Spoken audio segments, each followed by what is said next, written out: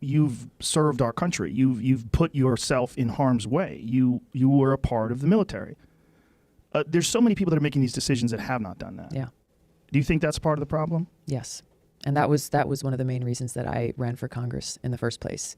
Having come back from my own deployments to the Middle East at the Hawaii Army National Guard, experiencing and seeing firsthand the cost of war, both on our troops, on our friends who didn't make that trip home with us, as well as on the people in these countries where we were. And I came back and saw just the cavalier attitude that a lot of politicians take to making these decisions. And I worked in a medical unit in my deployment to Iraq.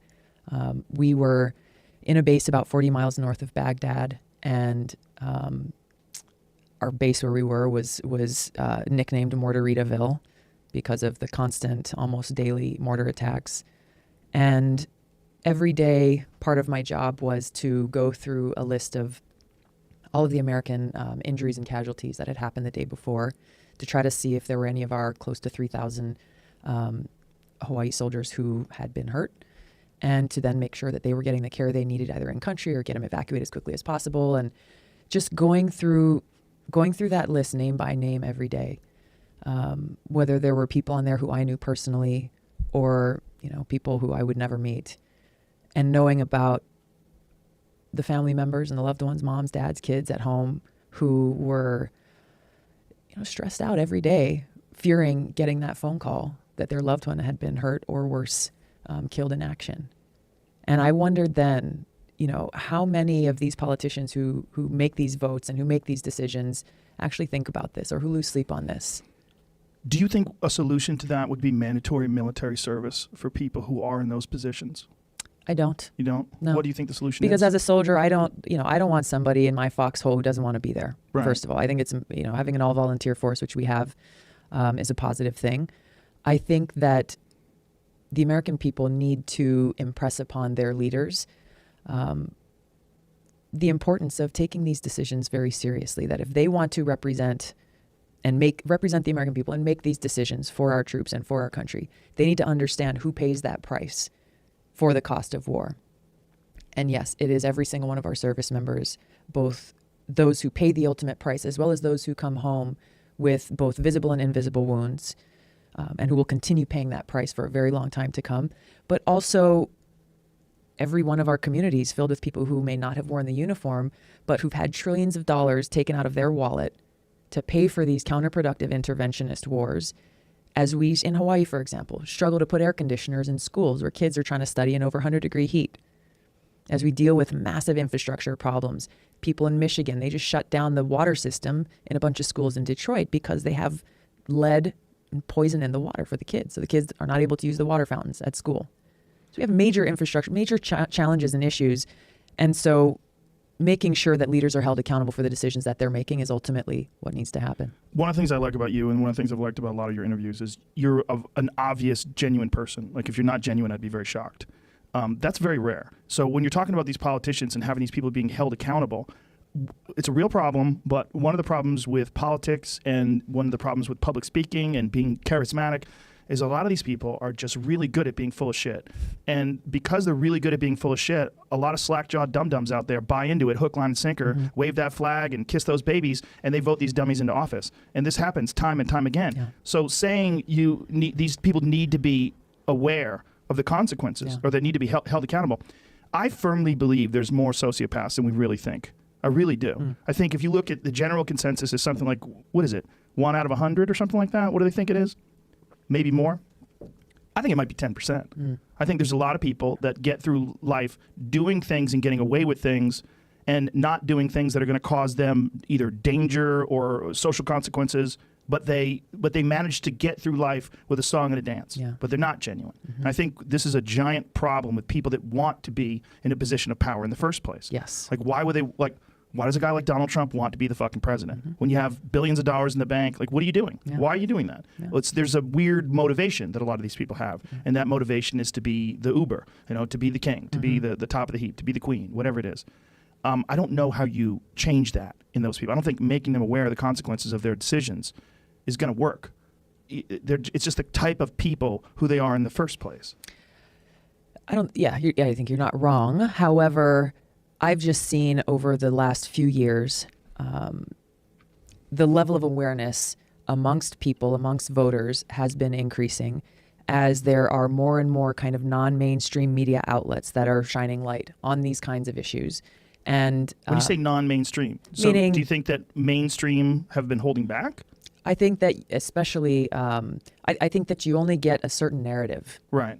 And it depends and it changes based on what channel you flick to or whatever. Because if you vary in that narrative, then you get less access. Yeah, I guess you could say that. So you get less access to the people that you want to have on those shows because that's how you get your ratings in the first place. Yeah. I mean, and that's the problem with a lot of these news channels is it is driven by ratings. And if you're bringing in differing viewpoints and differing perspectives, I don't know, maybe it affects their ratings. I don't know. I don't pay too much attention to that. But I do know that when you look at, guys like Jimmy Dore, for example. Yes. Jimmy Dore talks about a lot of things that you'll never hear if you flick on the TV, on the cable news channels, and has very interesting conversations. And again, bringing facts and different things to life that people don't otherwise feel like they have access to. Well, there's way more of that today than there ever has been before. Exactly. And that's where I see there's opportunity. And because the more people are learning, like, holy crap, this is what you're doing. This is the consequences of those decisions, because there's a ton of votes that happen every single day in Congress that most people don't know about unless you're really following it closely yourself, which is that in itself is a job that CNN, MSNBC, Fox News, they're not covering. So really a lot of kind of these alternative sites and voices are coming through that are helping to inform and educate people. Yeah, the idea of trying to educate politicians on the consequences and what that really means, and the cavalier attitude that you were talking about, like what's a worst example of that? Like when you were talking about cavalier behavior by these people that make these decisions, like what kind of things have you seen? Well, I'll speak to something that happened most recently. I think there are probably a number of examples, but just a couple of months ago in the big defense authorization bill that is kind of one of the only must-pass pieces of legislation in Congress every year, there was a 3-page provision that was kind of put in there without really any debate in the committee or anything like that would essentially authorize the United States to go to war with Iran. Now, you would think something like that with that magnitude would be kind of a big deal. You would want to have hearings. You would want to be a question on strategy, objectives, costs, like all of these different things. That didn't happen. So when this bill came to the floor of the House, where all 435 members of Congress have the ability to vote yes or no, I just put in an amendment that would have deleted those 3 pages from this big thousands-page bill. And basically those provisions said that Congress is authorizing the Secretary of State and the Secretary of Defense to create and implement a strategy to counter Iran. Not just come and, hey, bring us your strategy and let us talk about it and see whether or not we agree and approve. It was giving the power to the Secretary of State and Secretary of Defense to create and implement a strategy to counter Iran. Extremely dangerous and a blank check to essentially start a brand new war that currently has not been declared. I introduced this amendment. I don't know if you want to take a guess on how many people voted for it. How many? 60. 60. Why wouldn't they? Exactly. Why would they want that blank check? There are some people who legitimately do want us to go to war with Iran. Well, who are those people? You don't have to name names. But there are. I would say it's a bipartisan feeling. And why do they want that? Because Iran, they feel that Iran is a threat to both the United States and Israel. And Iran is and has been for a long time, they feel, a menace, I guess, essentially, and our enemy. Even though Congress has not declared war, even though, our country just signed a nuclear deal to make it so that they can't build a nuclear weapon, it gets to a point where it seems like hysteria. But again, it's not based on an actual thinking through tactically and strategically and responsibly what we're actually doing and what our policy is. Are you one of the younger people in Congress? Yeah, you could say that. There's a handful of us who are under 40, not many. One of the things that I did when I first got elected is I started something called the Future Caucus, and it was a bipartisan kind of millennial-focused caucus saying that we as a generation recognize the need to work together, to drop all the partisan, hyper-partisan crap that is tearing this country apart and focus on solutions and actually solving problems. And so, different people have come and gone in Congress, but I think what's what's exciting now is that there's a lot more energy, interest, and activity, I think, from young people in this country who may fall in different places on the ideological spectrum of politics, but recognize that, there's no reason why I should give my voice to someone from another generation who has no idea what our challenges are or the challenges that we will face from the decisions they made and left behind. When I see someone like Jeff Sessions, and then I see someone like you, obviously you're in different, different realms of the ideological spectrum, but there's a big difference between someone who formed their view of the world while the internet was active, and that's you, versus this crazy old asshole who thinks that people smoke marijuana are bad people. Yeah. I mean, it's a weird thing when you see some of these old guard. They're a relic of the past, but yet they're still in a position of power and control, and they're making these decisions based on this old world that really doesn't exist anymore. Yeah.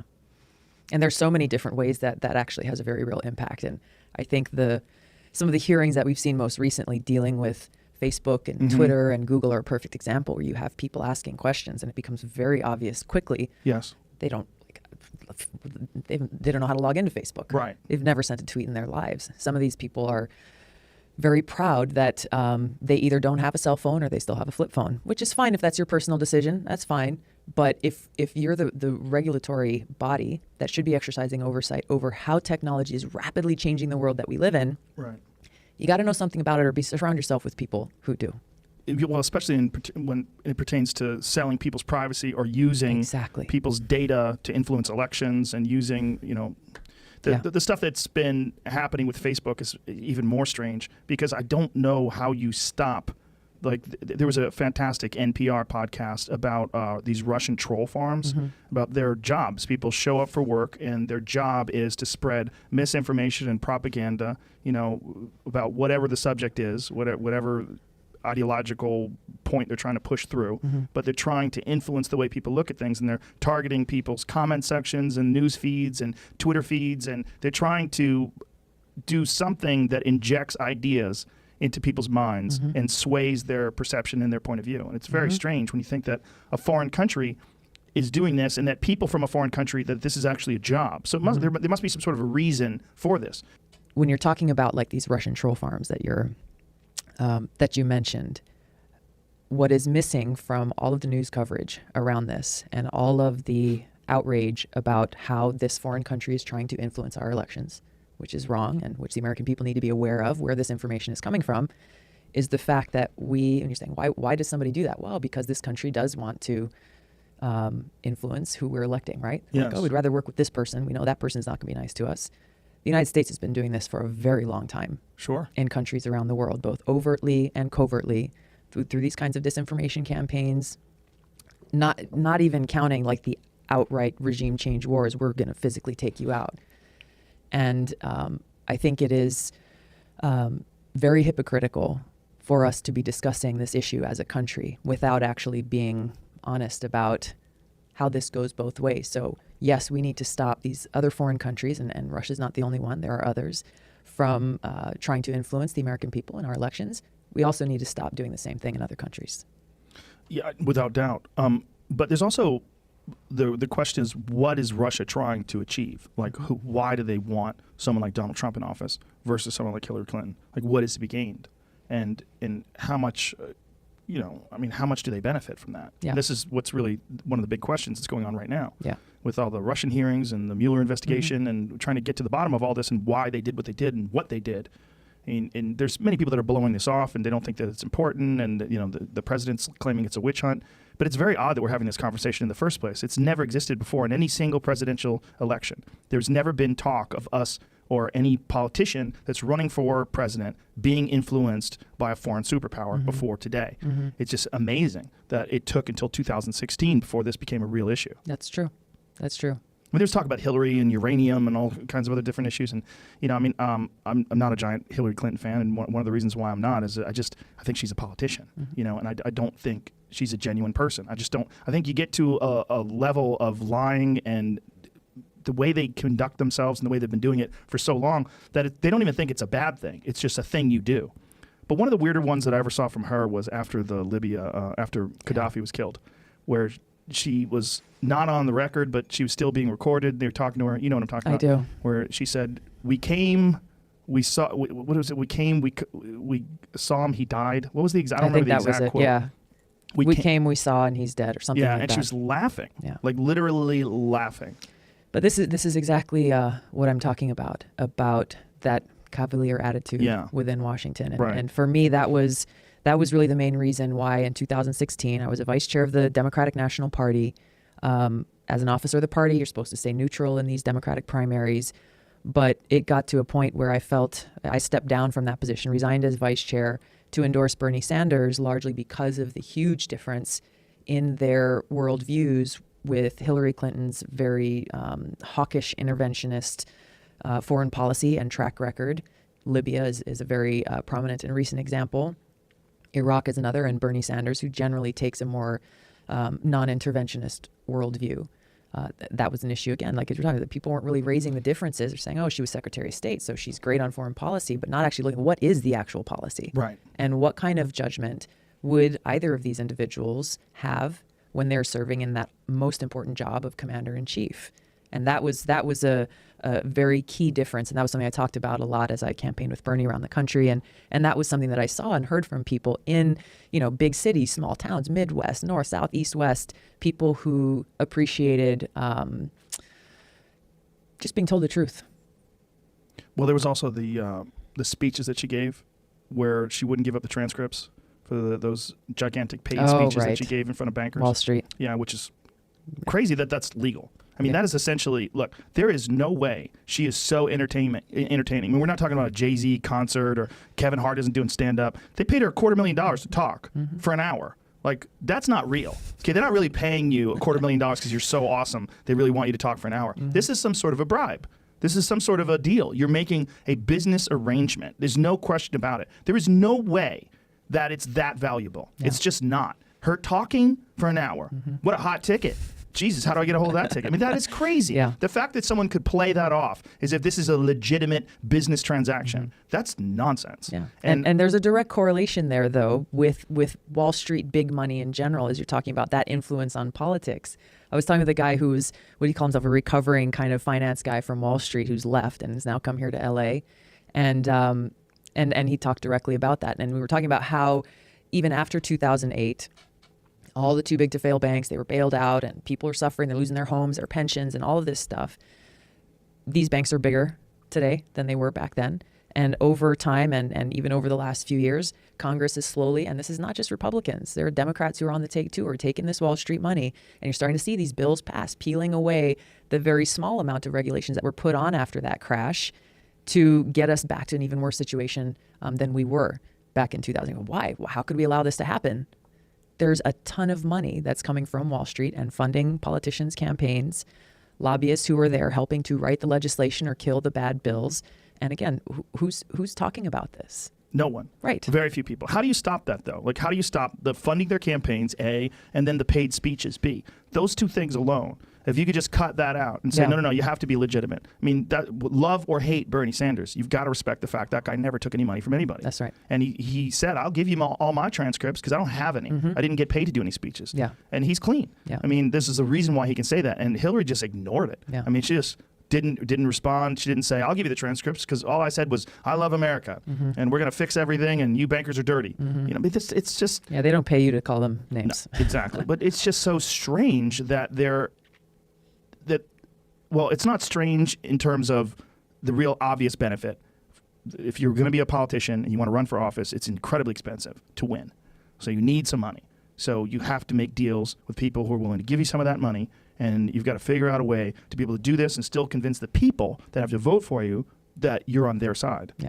And this is where that narrative is being disproven, that somehow if you run for office and if you want to serve people within that political realm, that you have to go and kowtow to the corporate interests and the people with the big money in order to be able to fund a campaign, in order to win, so you can do good work for the people, but also you told these other guys you were going to make them happy too. I don't take any corporate PAC money or contributions from PACs or lobbyists or anything else. And there are more candidates running this year. There's over 100 candidates running for Congress this year who have sworn off any of those types of contributions and who run their campaigns fueled by individual donors. Whether it's people giving $5, people giving more if they can give more, and they're winning. There are a number of candidates who are showing that they're outraising their opponents who are backed by PACs and lobbyists.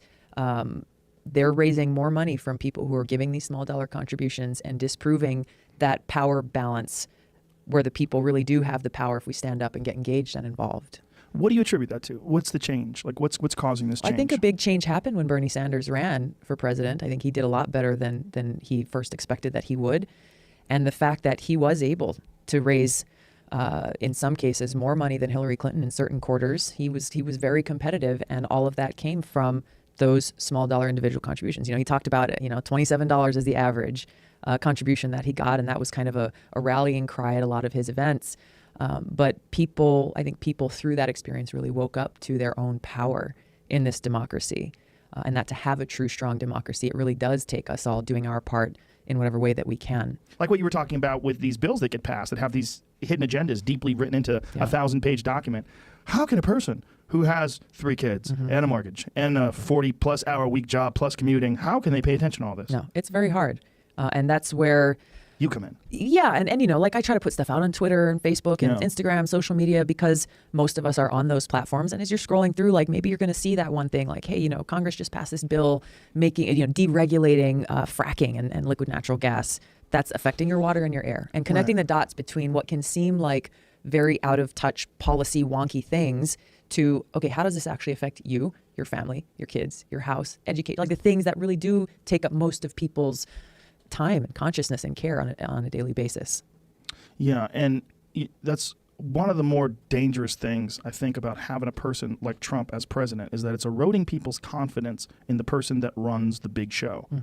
Is that that's one of a number of things that have eroded people's confidence. I think if you take that one step further and look at how people's confidence in our entire election system has been eroded, when you look at all of the vulnerabilities that exist, a lot of the stuff that's being talked about now. Do you mean in terms of electronic voting, like the machines? Yes. Or yes. I think overall people doubt whether or not their votes matter, first of all. Did you see the documentary Hacking Democracy?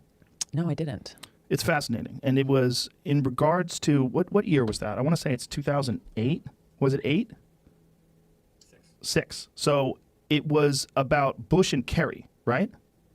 Was it Bush and Gore? Was it Bush and Gore? Whatever it was. It's both elections, actually. Oh, yeah. Okay. But it showed how there is built-in third-party access.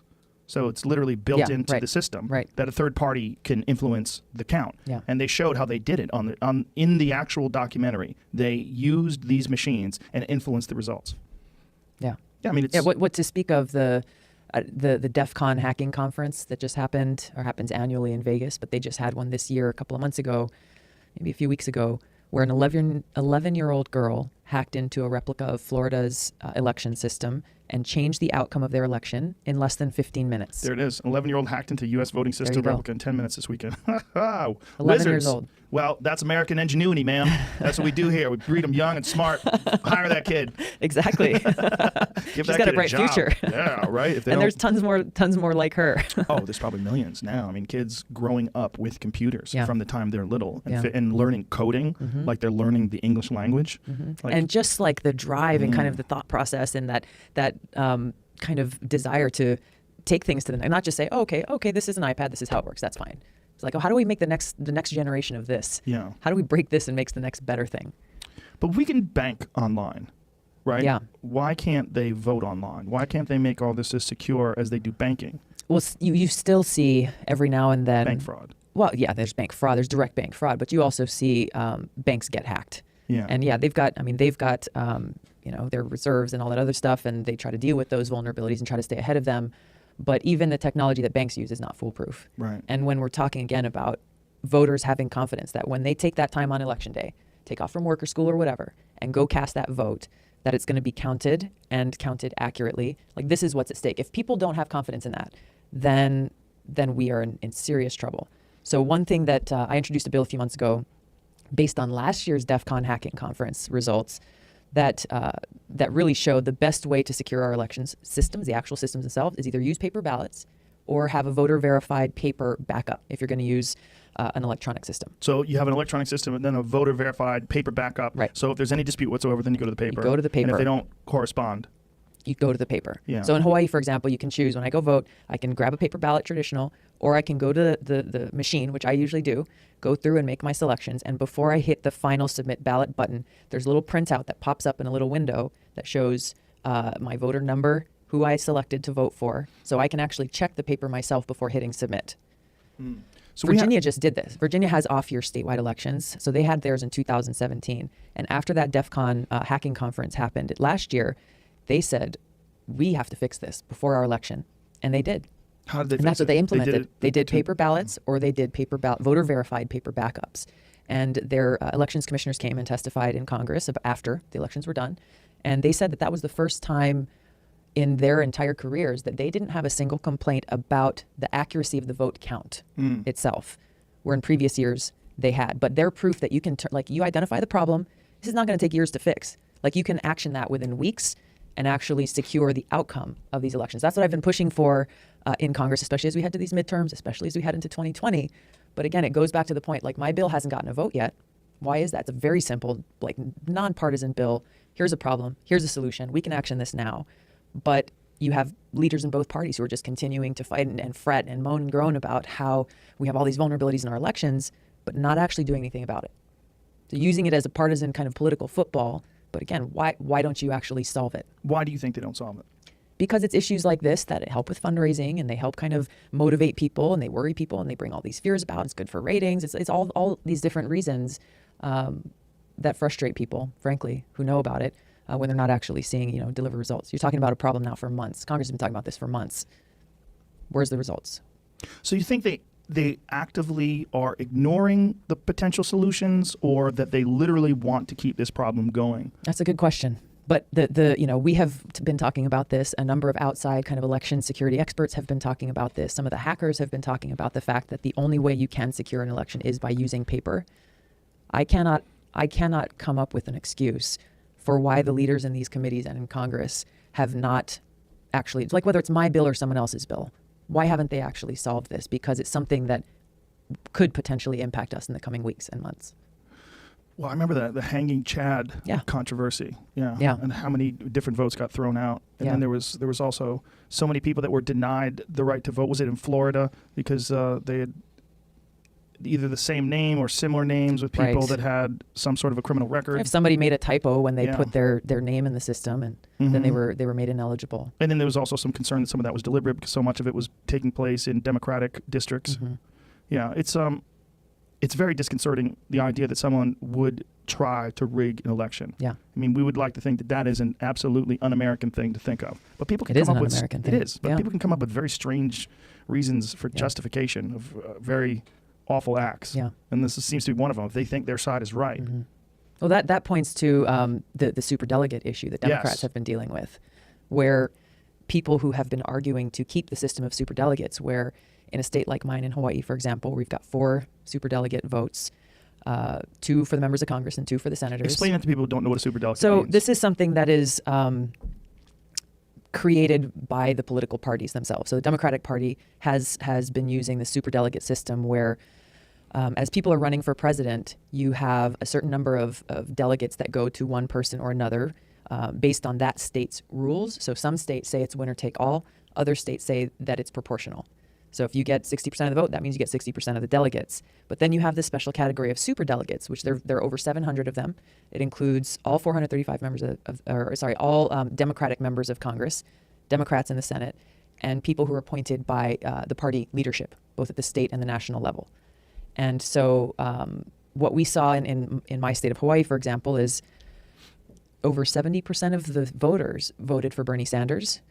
But out of those 4 superdelegate votes, he got 1, which is mine. So the superdelegates don't have to cast their votes to reflect how their constituents voted. So how did the rest of them vote? They voted for Hillary. So that puts you in a situation where, and this is not about, well, Bernie would have won without superdelegates. This is not even what that's about. This is about really looking at people casting their votes. And then you have this special group of people who are either elected or appointed, who can then say, nah, I don't agree with the way that the people in my state or my district voted, so I'm just going to vote the other way, and then shift potentially the outcome of that election for that state or for the country. So did it shift it for Hawaii? Yeah. So Hillary won Hawaii's superdelegates, but the people voted differently. And it was 70% of the people voted for It Bernie. wasn't close. It was. But she won the state. And that was how you saw That's so in dirty. some states where, I think, I don't know, Vermont. There were a few other states that I remember looking at where when they were counting the votes as they were coming in, they would report one number, but if Bernie won the state, his number was 0, and then there was a certain number that was already built into Hillary's count before the votes were even finally tallied, because she had already had the declared support of those superdelegates within that state. So the Republicans don't do this. I think they may have superdelegates, but those superdelegates are required to reflect the votes of their constituency. So they don't have the freedom to change their vote or change their mind. But this is something that I've been fighting to try to reform within our party, is to get rid of superdelegates, to make it so that we have open primaries, so that you don't have to be a card-carrying party member to vote in Democratic primary, because that was another problem we saw across the country, where people were turned away because in some cases, well, you didn't register with the party a year ago, which is the requirement. And so have open primaries, and then you have same-day registration. If you're not registered to vote, you should be able to register to vote on the day of the election so that you can participate in our democracy. So, those things seem so clear-cut. That seems so cut and dry. But the superdelegate issue in particular, that's so disturbing. Yeah. That seems so dirty. Yeah. So there's been some progress made since then, though. Just recently, the DNC had a meeting where it was a very strong majority of people who voted to bar superdelegates from casting their own free votes in the first ballot in a presidential convention. So I don't know. It's been a long time since it's gone to the second or third ballot, but that was a major step forward to make sure that as people are going and casting their votes in these primaries, that they're not risking being overruled by, again, a group of special individuals who are elected officials, who are lobbyists, and who are party officials, and people coming from all different backgrounds. Is there any resistance to getting rid of these superdelegates? Oh, yeah. The resistance was very strong. It was not a given that Who are this was these going to people? pass at all. People who are very, very invested in this system. But it seems like they would have to be invested in keeping the system rigged, like making it easy to influence elections by having these few people that you can control, having influence over these people. These people have massive influence over the results of the election. That is so... It's so counterintuitive to what we stand for with our democracy. Yeah. And I think there is... it's a fear of losing power, I think, ultimately is what it comes down to. And you have people who said, hey, look, I've given my life to the party.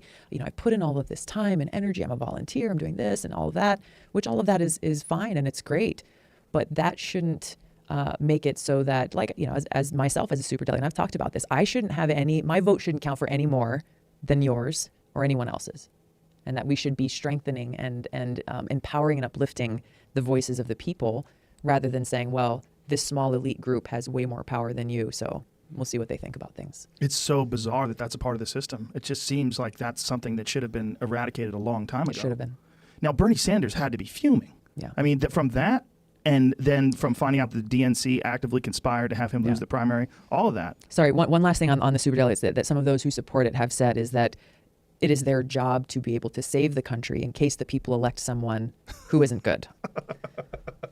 Really? That's hilarious. Yeah. That is a hilarious justification. Yeah. Oh, you know better than the whole country. Yeah. You must be super smart. Yeah. What kind of test do you have to take Yeah. to take a superdelegate? To become a superdelegate, what do you have to do? Yeah, it's certainly not a written test. You No, should- it's really, again, you're either an elected member of Congress or you're somebody who the party chooses.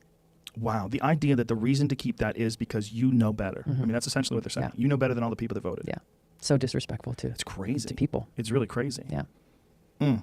So, that's been, I think, a positive thing that has come through all of this is more people are saying, I honestly wasn't paying a bunch of attention to superdelegates before all of this. And a lot of people had their eyes opened up to say, okay, this is clearly wrong. Yeah. Why was it there in the first place?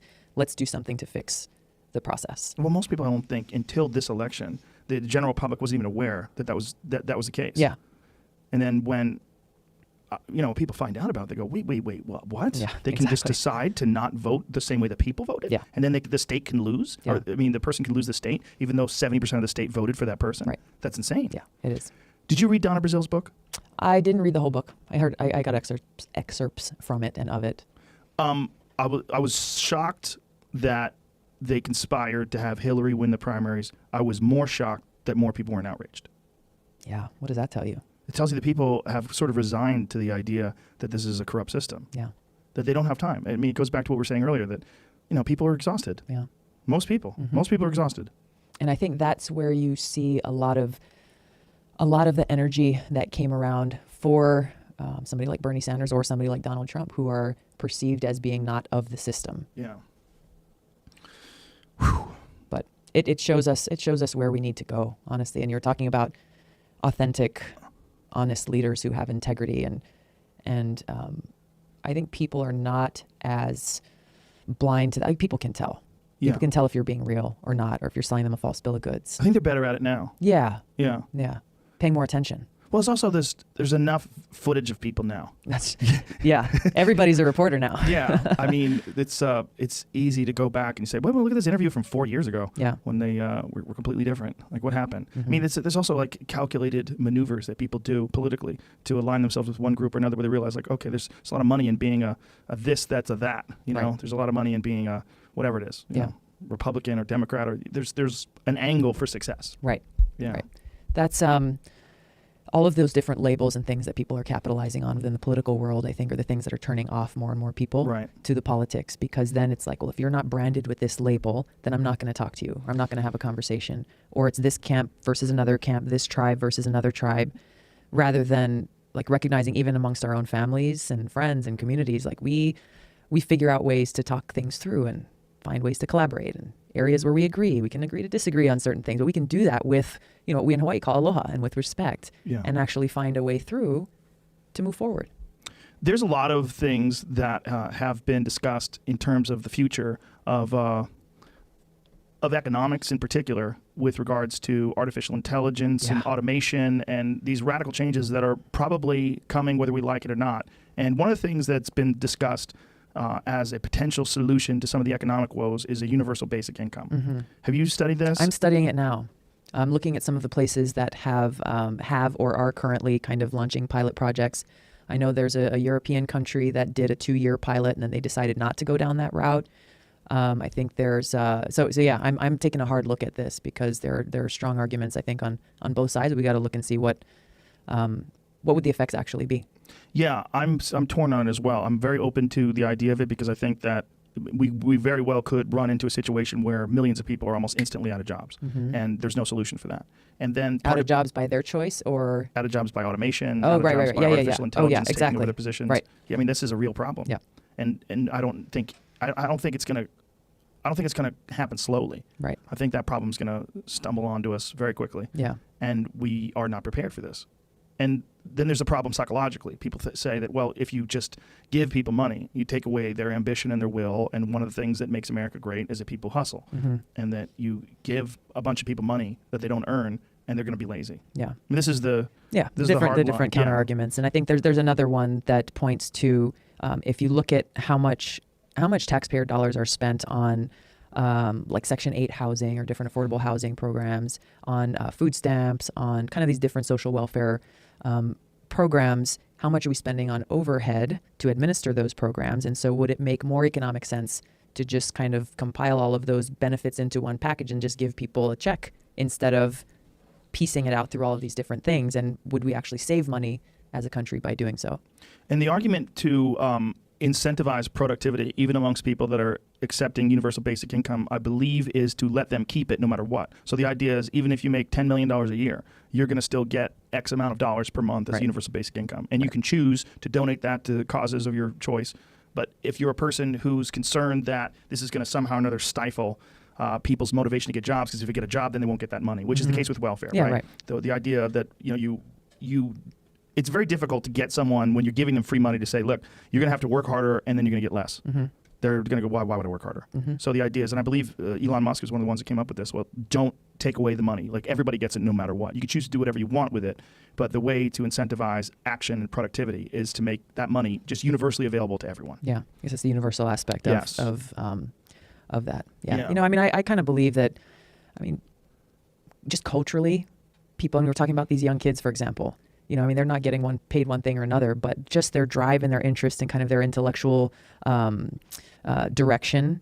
I don't know. I think people are not necessarily lazy by nature, and I think there's something to be said for wanting to actually get things done. And I think you open up, rather than saying, well, we've just got to, our purpose is just to work in a job.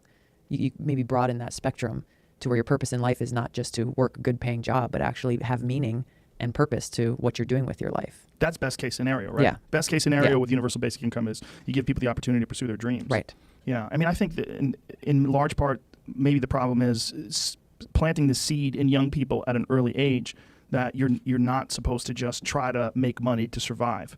That here's your money to survive. Mm-hmm. Just what do you want? Right. What do you want? How do you think you would best fit in this world? Like, what is your contribution? What could you do? And I think that opens it up into kind of how we view education in this country, and how there's all this drive towards, well, you've got to get a college degree, you've got to do this, you've got to do that. But really, there's a lot more where people aren't asking those questions, like, what do you really want to do with your life? Asking that most important question of purpose. Yeah. And seeing, well, getting a bachelor's degree or master's degree or whatever, that may not be what you want or how you feel you can best use your time or your skills, and whether it's vocational training or doing something else, or be starting up a business right away or anything else. I think we just have to broaden the spectrum here, so that we're not so tunnel visioned where we're saying, well, you're going to have to go $60,000 in debt because you've got to get a college degree, of which you will have no guarantee that you will get this high paying job that you are hoping to get, so that you make lots of money, and then you end up wasting your life wondering, what the hell did I do with myself? That's a very good point, because I think the system that we have in place is not perfect, but yet we're not fixing it. Right. We're not changing it, and college education is essentially subsidized, and you have so much money that these kids are in debt with by the time they graduate. I mean, I had a friend who made it through medical school, and by the time he got out, he owed more than $250,000. I was like, that is fucking crazy. Yeah, it is. And he's like, when people talk about doctors and they talk about doctors being greedy, he goes, you have to understand that so many of them are struggling just to stay alive. They're struggling just to pay their own bills and keep the lights on. The reason why they want to see 20, 30 people a day and just keep pumping in the numbers and just constantly, do whatever they have to do, whether it's operations or whatever it is, and that they're not considering the overall health and welfare of these people and looking at all these different solutions, whether it's nutrition, or maybe there's a way to avoid surgery, or maybe there's a way to, figure out a way to strengthen your body first before we do this, or maybe we alter your diet, and maybe you're not getting enough sleep. Let's take that into consideration, and what kind of pills are you on, and how are they negatively affecting your health. They don't have that time for that. They have another person that's waiting, and then another person that's waiting, and they have to keep those people coming in because they need that money. Yeah. It's bananas. It is. And that's where, whether we're talking about the cost of education or the cost of healthcare for that matter, when we look at technology and how we can both bring down cost and improve quality in these areas, I think there's tremendous opportunity. In Hawaii, there's a pilot program on the Big Island right now called paramedicine, where current Medicare reimbursement laws say that as our EMTs go out in an ambulance to pick up somebody, they will only get reimbursed if they pick up that person and take them to an emergency room. So never mind if that person needs to get their prescription drugs refilled, which happens. They'll call 911 for that if they're living out in the boonies somewhere and they can't get to where they need to go. Or if that person needs to see a mental health professional or a social worker or anything else. So this idea of paramedicine that we're working on, trying to build and actually change some federal policy to help support, is really look out for what does this person actually need, and not just shove them into this healthcare system that drives up the cost for everyone. And also use technology to do that. So I was asking him, okay, so you're not going to be able to physically bring a social worker with you on all these calls. Like, that's not how you're going to economize your cost here. He said, oh no, we bring an iPad with us. So there's a social worker at the clinic, and then we can dial them in and they can FaceTime with the person whose house that we've gone to if that's the service that they need, and they can start helping connect them to resources. So that's where you're able to help kind of both bring down costs, but also making sure that we have the services accessible to those who need them. Well, that's a fantastic idea, just to avoid the trips to the doctor for rudimentary things. Right.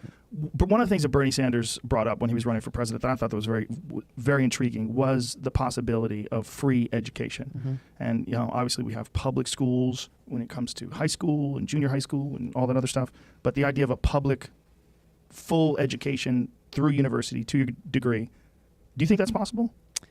I think it's possible. But I think it doesn't get to the root cause of the problem, which is the cost of education.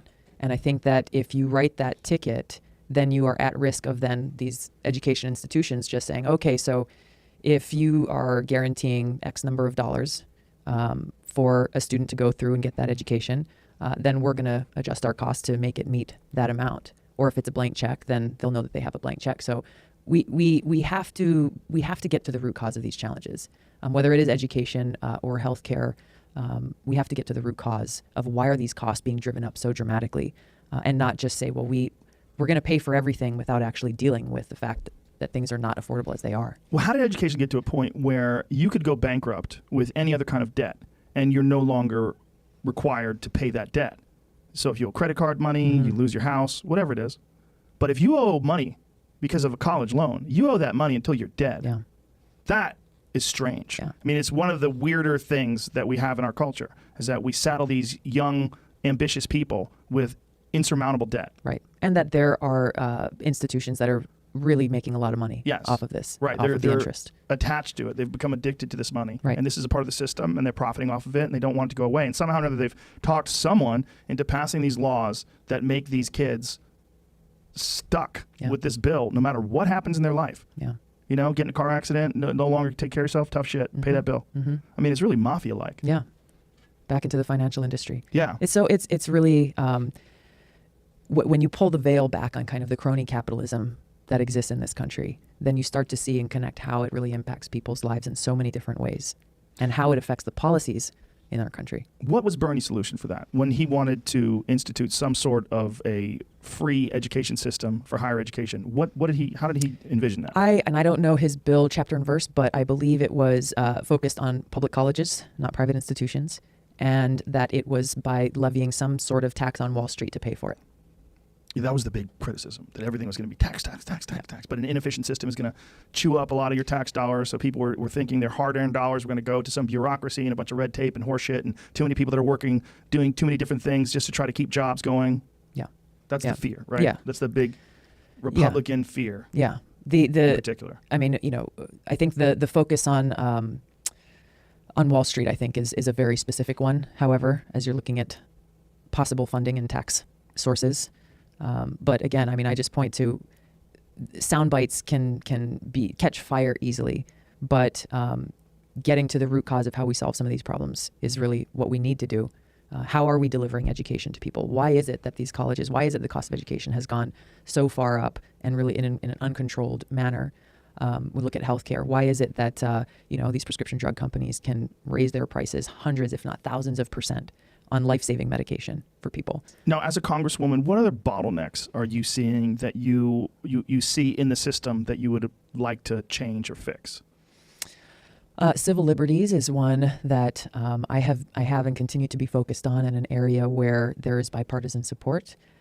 When you look at a lot of the abuses that we have seen and continue to see in agencies like the NSA and in the post-Patriot Act world where laws were passed licensing warrantless spying on Americans, that is an area where we still need to make a lot of changes. Criminal justice reform is another.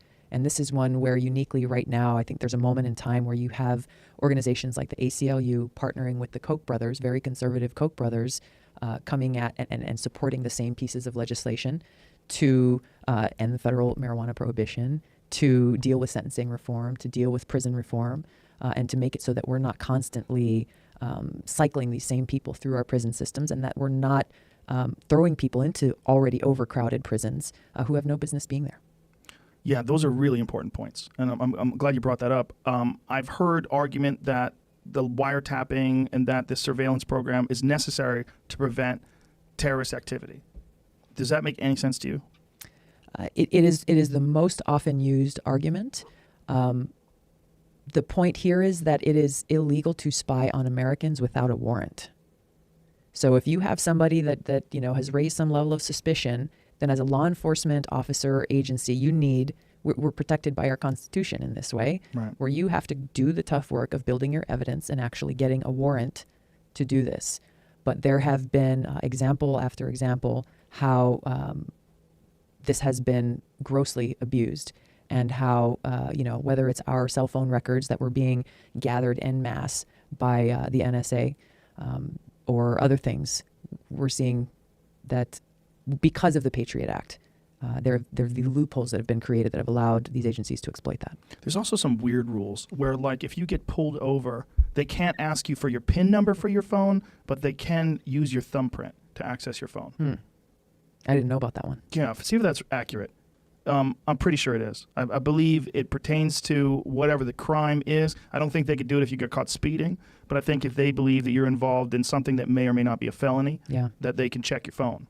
And there's actually these devices that they've been selling to police departments that allow them to crack into iPhones, which are supposedly incredible. I'm sure you've heard of this. Yeah. I mean, why else would they have that? Unless, I mean, if you need a warrant to access someone's iPhone, I mean, you're going to go to whatever federal jurisdiction that's involved in that. That they would have some sort of device. But police departments are Yeah. looking to get this technology. Yeah. How's it go? I'm accurate? Yeah. Yeah. Okay. So they can Interesting. access your phone with your thumbprint. So they can go, give me your hand, Tulsi. Bam. And then they got into your phone. Oh, look at that. Pictures of you naked. I'm going to ignore those. And I'm going to, look at this. Please can force you to use your fingerprint to unlock your phone. Like, what? That's How so is that? strange. Who are these? There's no difference. Well, the problem is, and this is good and bad, cops are people, okay? They're just you and I, and they're just folks that have a very difficult job and a very high level of responsibility. But why would you allow them to decide whether or not they can go into someone's personal property and view their information and look at their emails, look at their text messages, and make a determination as to whether or not this person's involved in illegal activity without a judge and a search warrant? Right. That's crazy. And without cause. Yeah, I don't know if this is post-Patriot Act. Is this because of this, or is this just one of the things that happens sometimes is that technology accelerates at a rate where we don't have laws that are pertinent to that technology? That's also a problem. And there's some legislation that we've worked on that we are continuing to try to get passed to try to help get that technology, to help get the laws caught up with where we are today. And there's one bill that we have that deals with emails, for example, where it's against the law to open up someone else's mail, but it's not necessarily against the law to open up someone else's email. That seems crazy. Because the law was written back when handwritten letters or letters sent through the U.S. Postal Service was the only way people communicated, and it has not been updated to this day. That seems crazy. Yeah. What are your feelings on private prisons? When you're making money off of keeping people in prison, then you have a serious problem. The fact that we have a criminal justice system that is so broken that we're allowing these corporations to make money off of keeping their prison beds filled, we are doing a disservice to those people, to our communities, our family, and every taxpayer who's paying money for these private prisons. I mean, it seems an obvious conflict of interest. Exactly. You have no incentive whatsoever to actually, help rehabilitate people, help provide people with transitional training, with drug rehab, with all of these other things that can help people who have been incarcerated for one reason or another leave and never come back. And that's one of the bills that one of the good news stories that actually has happened recently in Congress was we passed this bill called the First Step Act that deals specifically with this prison reform issue, to help make sure that those who don't belong in prison, like nonviolent drug offenders, don't go there in the first place, and to make it so that those who are there and those who are the returning, the returning inmates, we're actually addressing what is it that you need to make so you don't keep coming back. And that was something that faced some opposition on both sides of the aisle. But again, it's one of those examples where when you focus on, okay, we may come at this from different directions. Like some folks are more concerned about the social cost and the impact on families and communities and how you're criminalizing people. Others are more concerned about the fiscal impact and how much money we're spending on these people cycling through our prisons. Regardless, we both want the same outcome, which is less people in our prisons and bringing down the costs, both economic and social. And so that was a bill that we passed through the House. It's sitting before the Senate right now, but it has support from the White House. And ironically, there is a Republican senator in the Senate who is the number one opposition against this bill. It passed, there were over 300 members of the House who voted for it. So there's some hope there, but there's some work to be done in that area. How did we get to this situation? How did this whole private prison thing happen before people even realized it took place? I don't know the exact history of who made it happen or who, allowed for this government contract to take place. But I think the sick part about it is that you have people who recognize that they could make money off of people who are going to jail. I'm sure you're aware of that Pennsylvania judge who was sentenced, who was he was irresponsibly and wrongfully sentencing young people to jail for profit. Yeah, and so people would think, well, you're never going to see that. Mm-hmm. That's not going to be, that couldn't be real. But this is one of the real problems with profit, with the idea that you can make profit off of having people in your cell. Yeah, having people in your cell. And when you look at all of the other impacts of that, and this is what I often talk about when we talk about ending the federal marijuana prohibition, is look at how it is impacting the lives of those individuals who will now have a criminal record. We'll follow them everywhere. Look at how it's impacting their children, their family members, their opportunities for their future, and how these impacts are often very, very long-reaching and impact a lot of these other social systems and programs that exist, and how much more prevalent these arrests are than most people realize. Yeah, and then there's the economic windfall that takes place when you legalize it. Right. That's the only thing that you're seeing where these states are voting for it, because they realize there's massive amounts of tax dollars that they can make. Right. I mean, I think Colorado is 39% tax on huge. recreational marijuana, and people are like, okay. Yeah. Like they just pay it. Yeah. because it's even then it's still not that expensive. That's true. Yeah, it's what to speak of. I mean, the people who are actually benefiting from this, especially these kids with epilepsy and those with other medical disorders. I've met with families in states like Iowa, for example. Met with families and met with their kids who they are breaking both state and federal law in Iowa, where even CBD products are not legal. Yeah. And so they're having to find ways to get it there, and they're trying to fight this within their own state to change the laws. But, these people who consider themselves conservative Republicans are talking about this issue that they feel is a life-saving issue for their children. Well, once you see people that have cancer, that can't eat, and they're going through chemotherapy, and you realize that is maybe one of the only things you can give someone that give them their appetite back. Exactly. When you see children that have severe autism, and one of the only things that can stop their seizures is medical marijuana. I mean, do you realize there's so many different things that we could help people with? It's not just about getting high. No. I mean, there is personal freedom issues that you really shouldn't be able to tell someone that they can go get whiskey, but they can't get marijuana. Absolutely. Because it's foolish. Absolutely. And it's ancient. I mean, it's one of those really, we're stuck with these legacy laws that were perpetrated by people who were doing it just for profit. And I mean, it's not that this is a grand mystery. The writing is all, I mean, you could read it all. Yeah. We know exactly how it all took place, and we know why Prohibition was enacted. And it wasn't enacted to save the public. It wasn't enacted because we were really worried about people. It was people trying to profit. That's exactly right. And the same thing is happening now with this opioid epidemic, how there are states that have legalized either whether it's just medical or full legalization. There has proven to be a direct correlation to a drastic reduction in opioid-related deaths in those states where people have access, again, either to medical or non-medical use of marijuana. And you see, you wonder, okay, if we know this and everyone, the leaders in this country are so concerned about this opioid epidemic, why hasn't this been brought forward?